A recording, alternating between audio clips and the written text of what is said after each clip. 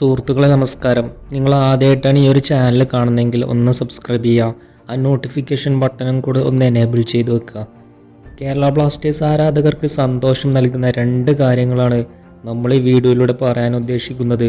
ഒന്നാമത്തെ കാര്യം എന്താണെന്ന് പറഞ്ഞു കഴിഞ്ഞാൽ, കഴിഞ്ഞ സീസണിൽ കേരള ബ്ലാസ്റ്റേഴ്സിൻ്റെ മാർക്കറ്റ് വാല്യൂ 34.4%. നമുക്കറിയാലോ, ഈ സീസണിൽ തന്നെ ബ്ലാസ്റ്റേഴ്സ് ടീം നഷ്ടത്തിലാണെന്ന് പറഞ്ഞുകൊണ്ട് ഓഹരിയും കാര്യങ്ങളൊക്കെ വിൽക്കുന്നെന്നുള്ള വാർത്തകളും കാര്യങ്ങളൊക്കെ വന്നിരുന്നു.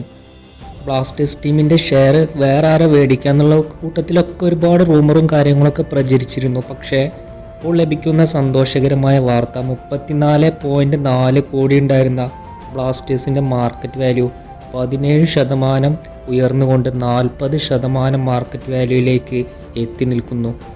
അതായത് ബ്ലാസ്റ്റേഴ്സിൻ്റെ മൂല്യം 17% ഉയർന്നു ഈ സീസണിൽ. കാരണം ഒരുപാട് നല്ല നല്ല വിദേശ താരങ്ങളെ ബ്ലാസ്റ്റേഴ്സ് ടീമിലെത്തിച്ചതുകൊണ്ടാണ് ഇത്രക്കും വലിയ മുന്നേറ്റം മാർക്കറ്റ് വാല്യൂയിൽ ഉണ്ടായിട്ടുള്ളത്.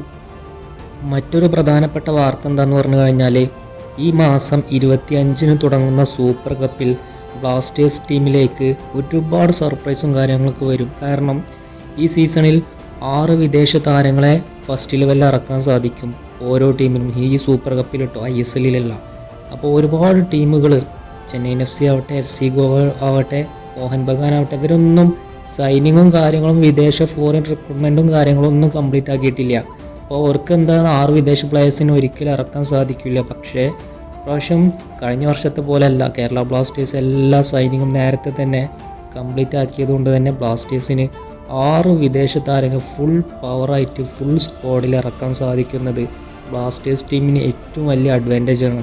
അതായത് പല ടീമുകളും വിദേശ പ്ലേയേഴ്സ് ഒന്നും ഫുള്ളായിട്ട് വന്നിട്ടില്ല. ആ ഒരു ടൈമിൽ ബ്ലാസ്റ്റേഴ്സിൻ്റെ എല്ലാ സൈനിങ്ങും കാര്യങ്ങളൊക്കെ കഴിഞ്ഞു. അതുകൊണ്ട് തന്നെ ഈ ഒരു സൂപ്പർ കപ്പിൽ ബ്ലാസ്റ്റേഴ്സിന് 6 വിദേശ താരങ്ങളെ ഫസ്റ്റ് ലെവലിൽ ഇറക്കാൻ സാധിക്കും. അപ്പോൾ വീഡിയോ ഇഷ്ടപ്പെട്ടാൽ ലൈക്ക് ചെയ്യുക, സബ്സ്ക്രൈബ് ചെയ്യുക.